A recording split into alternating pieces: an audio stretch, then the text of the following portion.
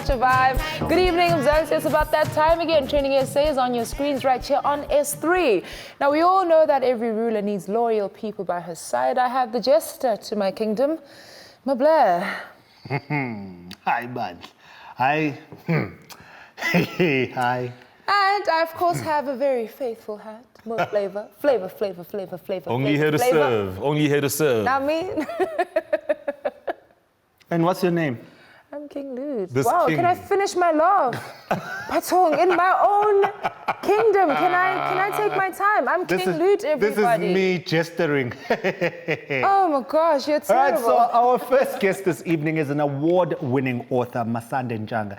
His debut book in 2014, The Reactive, was proclaimed as one of the breakout novels of the year. Masande is a writer that is concerned with the science of life, education, the incremental stage that is youth and growing pains. His books are centered around exploration and politics of familial surroundings, with his fresh perspective on the coming of age in South Africa and his otherworldly command of language. His storytelling is profoundly gripping. Welcome to TrendingSA, Masande.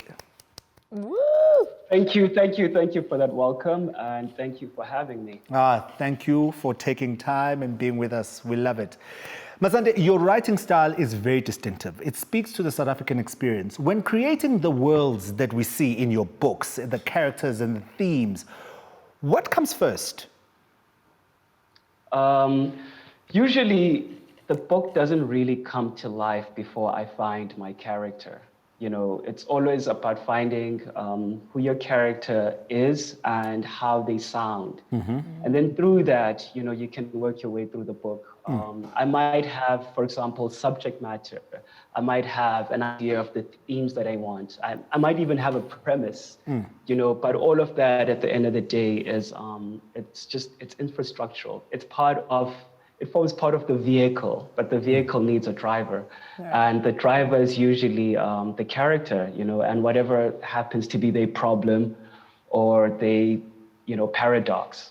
And then it's through exploring that, you know, then the book comes to life and then you build from that. And so usually it's a case of waiting until I can hear at least one line that rings very true for that character. Then the rest of the book is sustaining that inspiration, like over 10 or hundreds of pages or whatever is required, whether it's a novel or a story. No, because I'm a fan of science fiction, so I just want to follow up that question. Are we going to get like a Marvel Cinematic Universe of Masande's stories? I think we need that. I'm not at liberty to say right yet, but, you know, be on the lookout. Something is coming. I love that. During lockdown, you wrote a new book called Native Life in the Third Millennium. You have described it as an experimental chapbook, a hybrid collection of interlinking poetry and prose. It features a poet, a philosopher, and a programmer. This sounds so insane. Living and working under systematic oppression in South Africa. It aspires to be a portrait of native life in the third millennium, or at least as you see it. So what was the thought process behind this book? It's a few things, actually. Personally, for me, I guess I'm coming of age. I'm getting older as a millennial. And I was very much interested in this idea of what would a millennial's historical purview be? Like if we were to ask a millennial to make sense of recent history in such a way that, you know, they can trace what was formative about it to them. Right. I was interested in that, and also for the majority of the previous year, I'd been reading all these writers and philosophers who are writing about Blackness and colonialism, but while at the same time also I was reading a lot about, I was reading a lot of writers who are critical of what they term surveillance capitalism, which is basically this relationship that tech companies have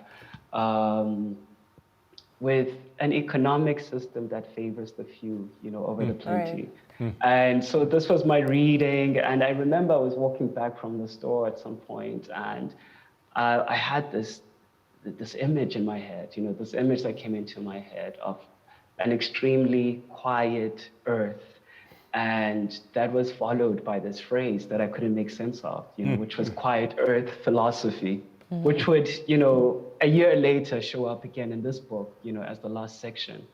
At first, I thought it was going to be an essay,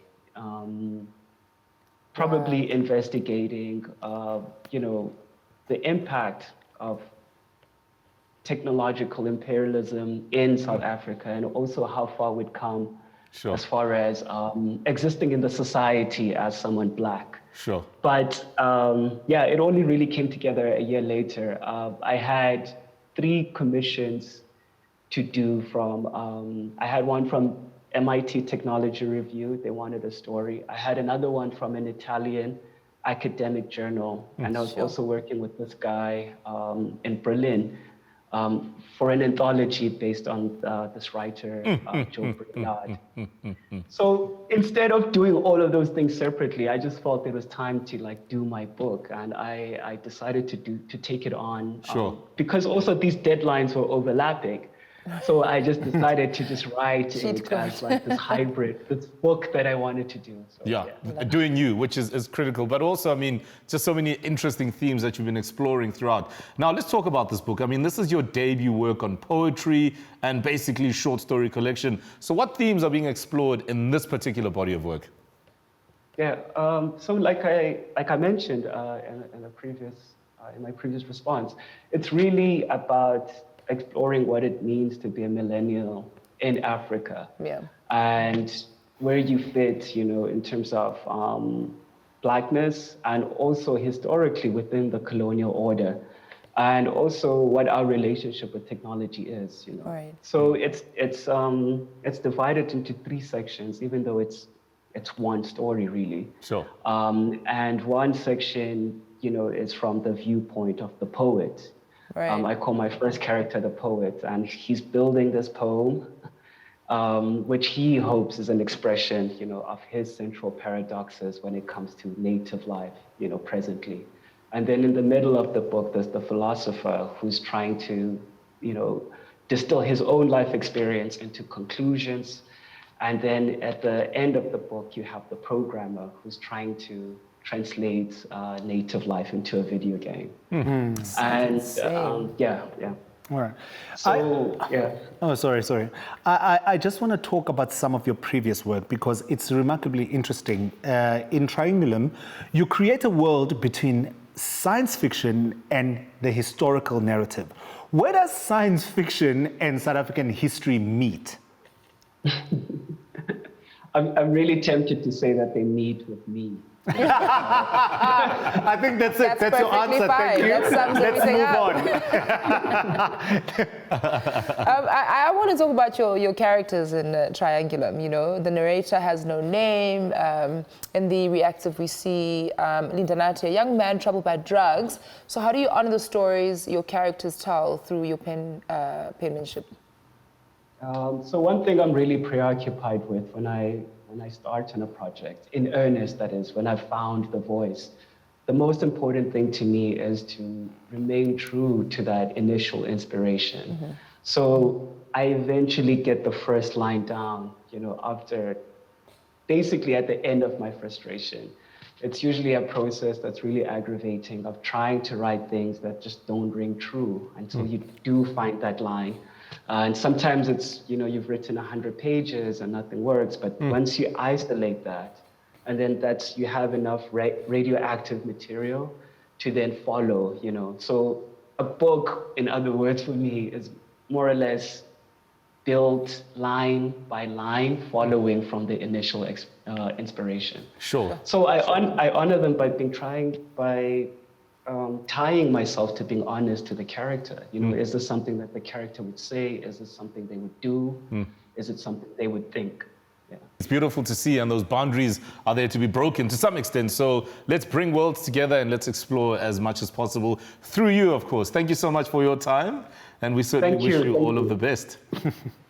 Thanks so much. I appreciate it. All right. Absolutely amazing stuff. So stay with us. Don't move a muscle, because after the break, we are going to be coming back with more.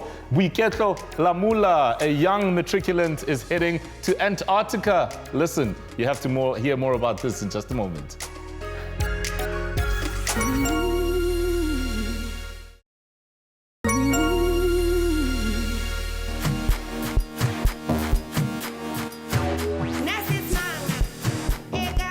Welcome back to Sound 3, where we open up the conversation.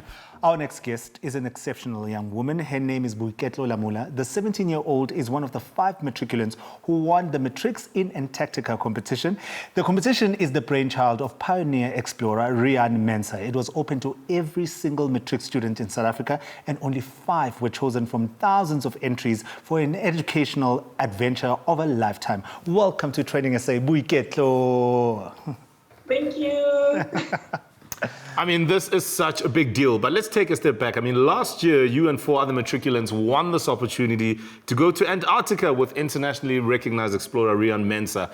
I mean, you were asked this particular question. If saving nature and the environment is a world problem, how can you help?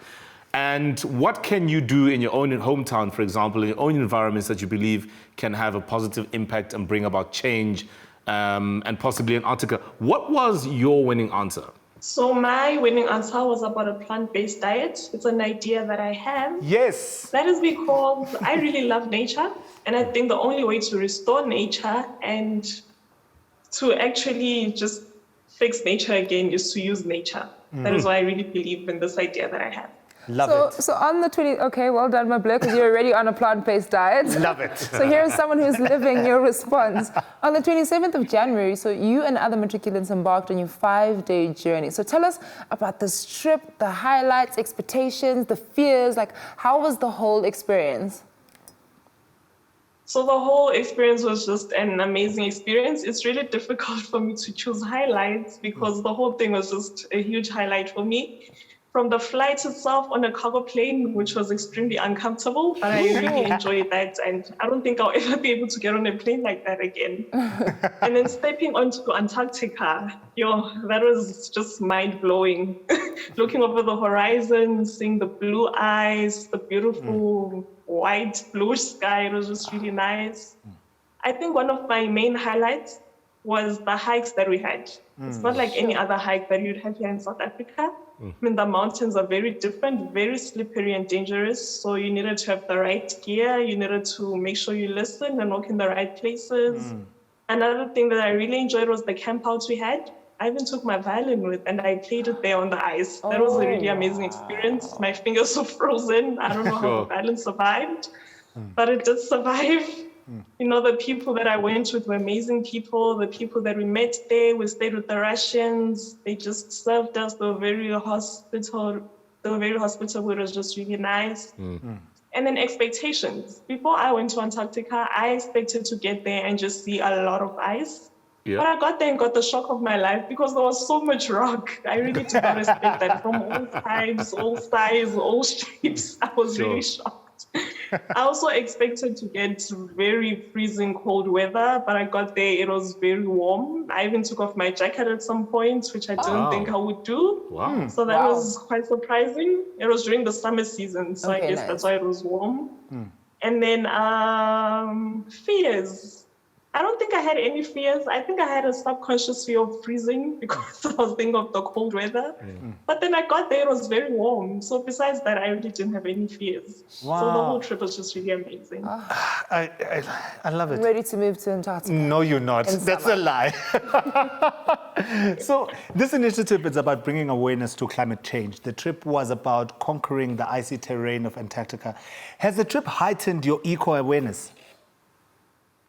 The trip certainly has heightened my eco-awareness. I mean, going to Antarctica itself, the things that we learned there, I remember one of the tour guides that we had was telling us that, okay, it was summer, so it was warm, but usually it's not that warm. And during the winter season, the ice is supposed to come back and cover all those mountains and rocks. But they were telling us that in the previous winter, that just didn't happen. So that was really sad to hear. It actually made you aware of the climate change that is happening. You don't really see it when you're in your comfort zone at home. I mean, if you live in a dirty environment, you just get accustomed to that. If it's clean, it's clean. But once you actually get out and go to a place, especially like Antarctica, and see the beauty of it, even when you learn more about it and learn about the life that is in Antarctica, just seeing the beautiful nature there, it just changes your whole perspective and makes you realize how important nature and the environment are.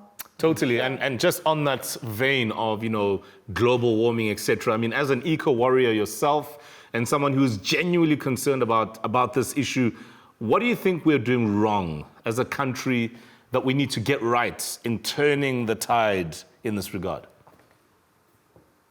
I think it all goes down to the old saying that charity begins at home. If you look at South Africa, there's a lot of broken families, and because of that, kids just aren't taught enough.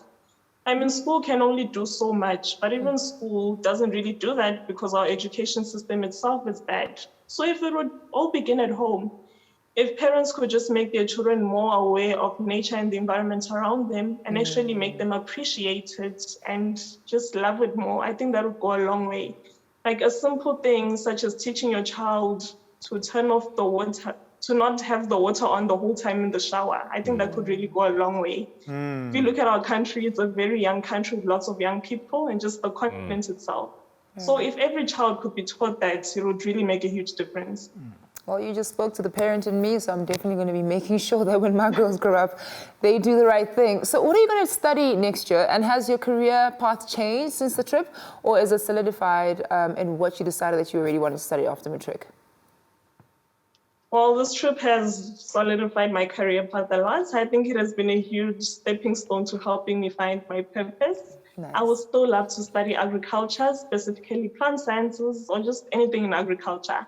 I really do want to make a difference, to just help people, give them food, and just be a role model in this country, especially. I think we lack role models. I mean, there are no role models at home. Yeah. There are no role models in government. It's just really difficult. Sure. So I think I can also help where I can. Absolutely. We believe that you're going to get the land back, whether it's in Antarctica or here. We believe in what you're doing. So it's beautiful. Thank you so much for joining us. And of course, all the best of luck in the future, and just go out there and chase your every dream and desire. Thank you. All right. Brilliant. Oh, such inspiration. All right, stay with us. We'll be back with more in just a second.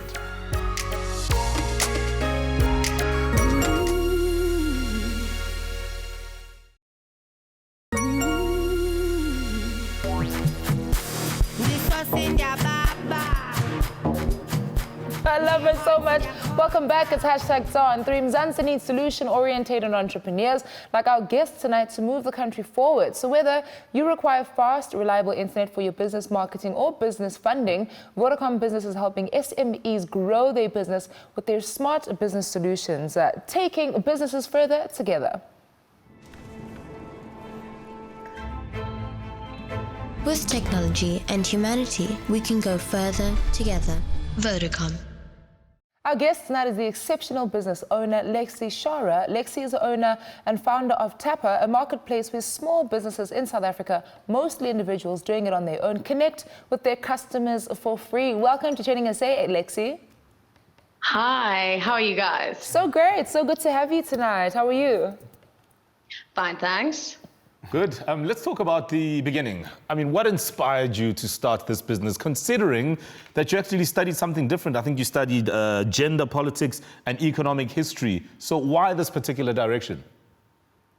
Well, I think that's just a problem in South Africa in general, is that we think that in order for you to do something, you have to study that, you know, and I'm sure, I don't know what any of you guys did, but I'm sure you didn't go into presenting off the bat, you know, at the beginning of university or wherever you were.